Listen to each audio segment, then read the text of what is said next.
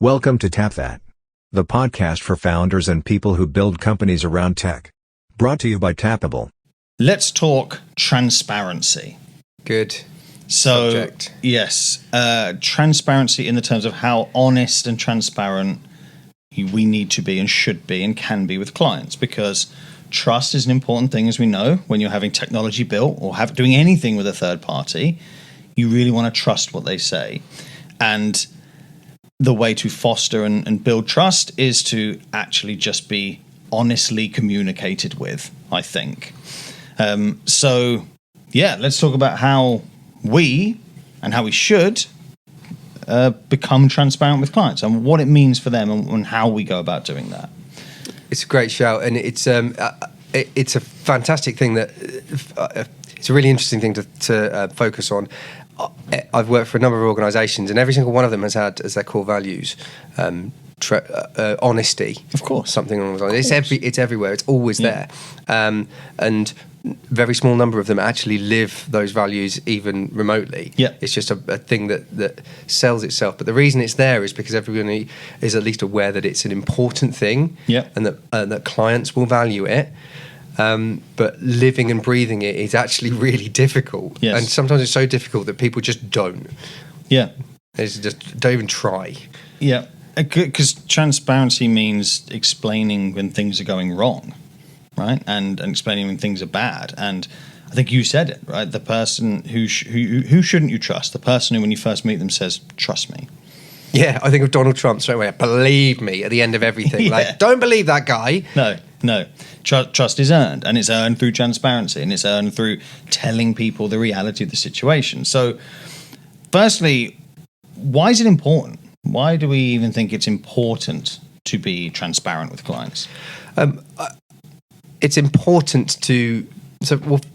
First and foremost, everyone we can't help it. We start working with a third party, and our default thought is they're going to try and screw us or something. You know, they're a business. They need to make their own money, so they're try and get extra money off of us. I think that automatically, and then check myself whenever I need a service from somebody as part of Tappable. So you need to work around that, and you need to find ways to give people the opportunity to show that they are in the trenches with you, and that they will work on your benefit in the same way that you can't micromanage your staff. Well, you can in the short term, but after a while you can't get the efficiencies you need to. With a third party, you bring them in because they've got expertise somewhere. You need to be able to trust them to do what you're asking them to do with your best interest at heart, because you just don't have the ability, luxury, time, money to micromanage them as you would need to if you didn't trust them. So we're asking people to pay a substantial amount of money sometimes for us to build something which is a key part of their business. So what I mean, when there's bad news to deliver during a complex software project, because inevitably there will be some bad news. Bad news is not, oh, it doesn't work, we can't do it. Bad news is generally, this thing's taking longer than we thought. This thing is way more complicated. Or that service you want to use actually is costing 5 times much because we couldn't predict X, Y, Z at the beginning. And I think, or certainly what we feel is important, is when you know that news, that's the right time to say it. Don't bank up bad news. Don't bank up problems and deliver them all at one point, or just kick that can down the road.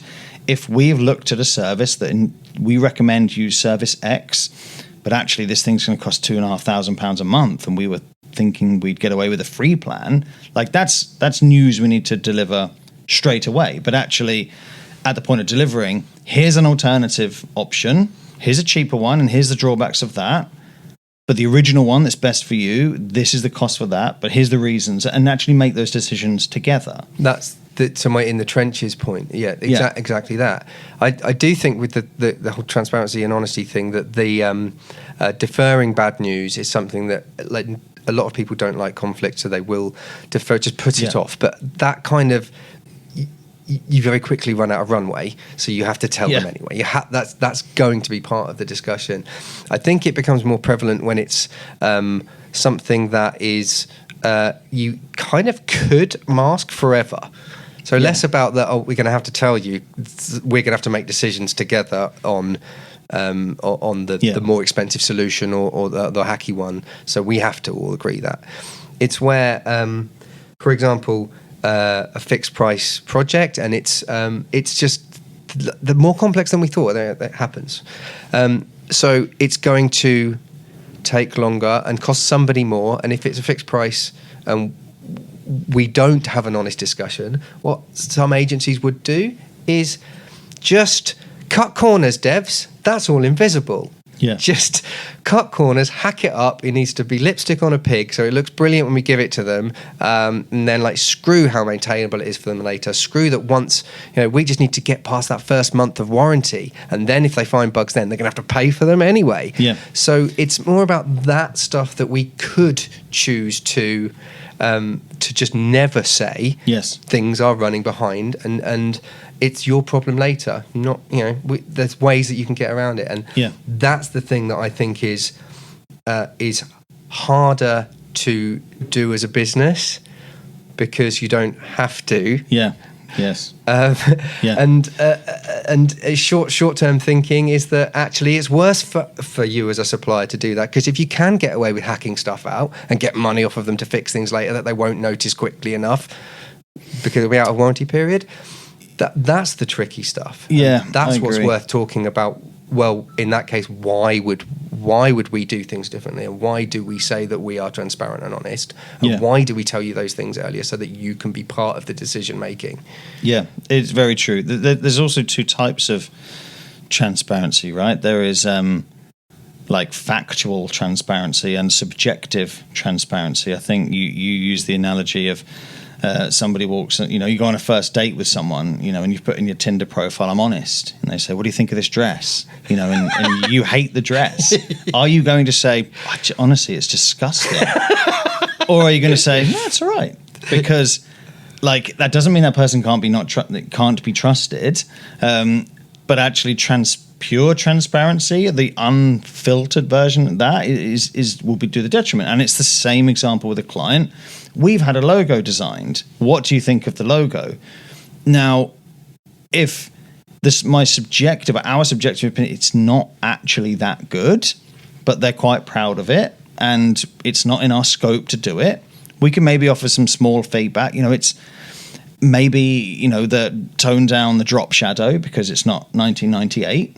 We can do some stuff like that. But are we going to say it's disgusting? No. So I think there's also types of transparency. Yeah, that's the bang on with the whole, what does my dress look like? Because sometimes people, you need to understand the rules of engagement. Sometimes people are saying, what do you think of my logo? What they're actually saying is, I've got this logo designed. It's absolutely fixed. It's everywhere on all of our branding. And I just want to show it off to you. So you go, really nice, thank you. Yeah. Part of that, when you meet someone in the morning, say, how are you? Often they just want you to say, okay. They don't want an answer. Yeah. If it's like that, then why would you jeopardize the engagement? Exactly. That's not what that interaction is supposed to be. You're supposed to say, really like it. White lies, pick out the good things, ignore the things you don't like, because it doesn't serve anyone any purpose in bringing it up. Absolutely. But if there's part of it, if it's up for scope, they show us a logo and we say, oh, how progressed is that, by the way, just out of interest, and they'll say, oh, we're still halfway through design, then we're very good at being very brutally honest at Tappable. Yeah, we are. We'll always sort of bring that stuff into the equation. And for me, if we can think we can make it better, then that's an opinion that we will voice. It's been the same with a few core features in that people come to us and we're speccing out something for an app. We want to work out what's in MVP, what isn't, what we're going to do, and certain features could come out and we'll be. I'll be thinking that should nowhere in your MVP at all. But again, a bit like the logo question, work out how important that is to the person that's been thinking about it and dreaming about it for ages. And you might work out in that discussion that no, they think it's the lifeblood. They don't care. Honestly, they don't care about our opinion. So you just move on. Again, like the logo, you say, I see, that feature could work for these reasons, and just move on. Yep, agreed. But once anything's on the table for discussion, it's a key part of our engagement. of shooting holes in these things, not just saying, what do you want, Mr. Client? Let's write it down and just do it for you, because we want your product to be successful. Exactly, the strategizing part for sure. I mean, another example of when transparency is, vital.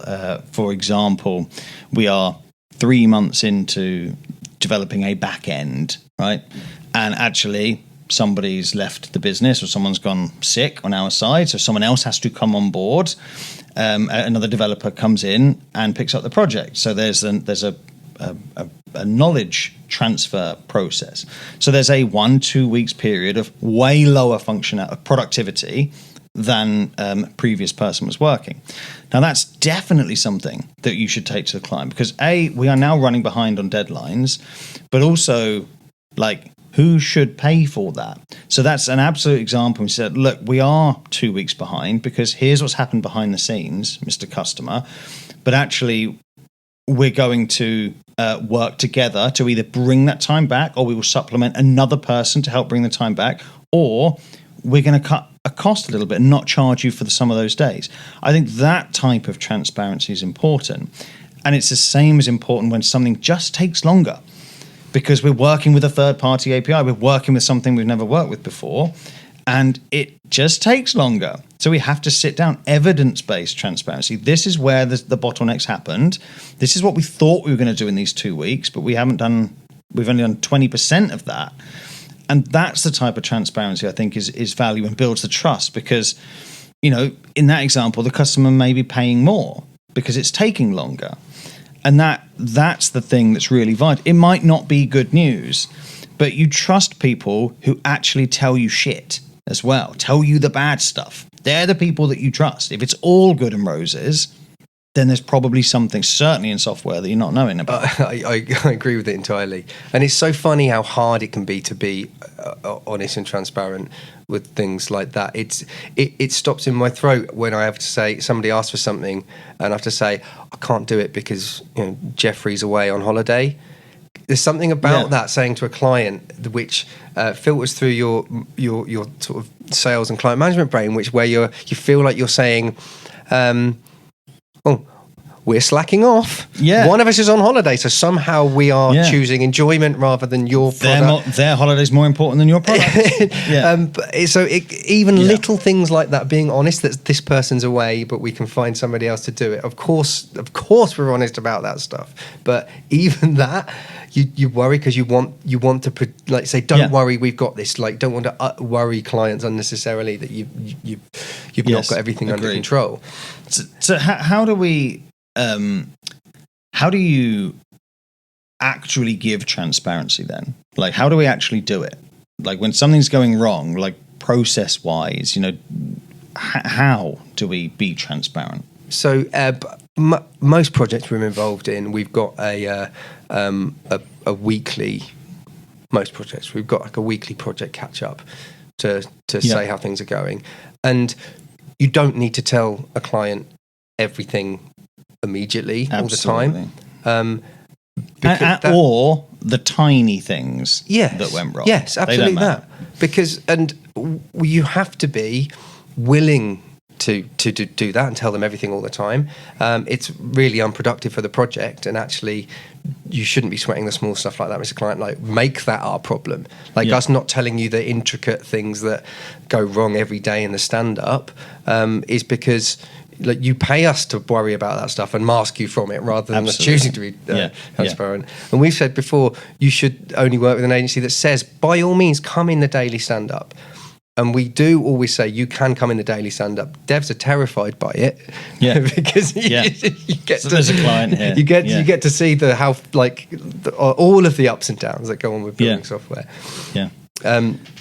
But how do we be transparent? So as soon as there's anything big, remotely big, just pick up the phone, send an email straight away. Sounds like a really obvious thing, but at the very least in your weekly project meeting, just draw attention to those things. Yeah. Draw attention to them. I always say, this thing's happened. Whenever there's an issue, I want to say, this thing's happened. This is what we're doing about it. So don't worry about it. Yeah. Or at least throw two options out on the table. Yeah, it's valuable. So being transparent is important, as we know. It does build the trust. subjective transparency around subjective things. You got to kind of pick your battles, I think was what you were suggesting. Offer an opinion, or remind them that this is just subjective, but no, we don't like your logo, or you love it because your friend's son's done it, and that's fine, and we won't even rustle those feathers. So subjective transparency, being transparency, is really important. And actually, I think what it does is just help people to understand that, these guys are actually on our team, because you are just paying for time for service businesses like ours. See that, and that's a way to make the team, the gap between client, supplier, customer, supplier, whatever you call it, make that gap smaller by just talking more and communicating more. Absolutely. The closest relationships that we have with our clients, the closest ones are ones where we can speak and do speak absolutely freely, and we just there's no sycophancy at all. Like straight away, we'll give you warts and all truth, and it's like we are working for the same company for that reason. Exactly. But it goes down to the extent of even guarded language is gone. Mm-hmm. The occasional F and chuff comes out in the old meetings with the clients, because we are like it. You can't hide that level of authenticity. Guarded language. I've worked for places before where every client interaction needed to be practiced and really on point, because it was so important to project company image. And I was so aware of how damaging that was. Like the lack of authenticity was seen in every interaction. I know that every interaction we have with our clients from the very first meeting, people can feel the authenticity from Capable because of the way we speak and our relaxed language, and telling you something bad newsy early on, challenging things from day dot. That stuff is, it remains hard.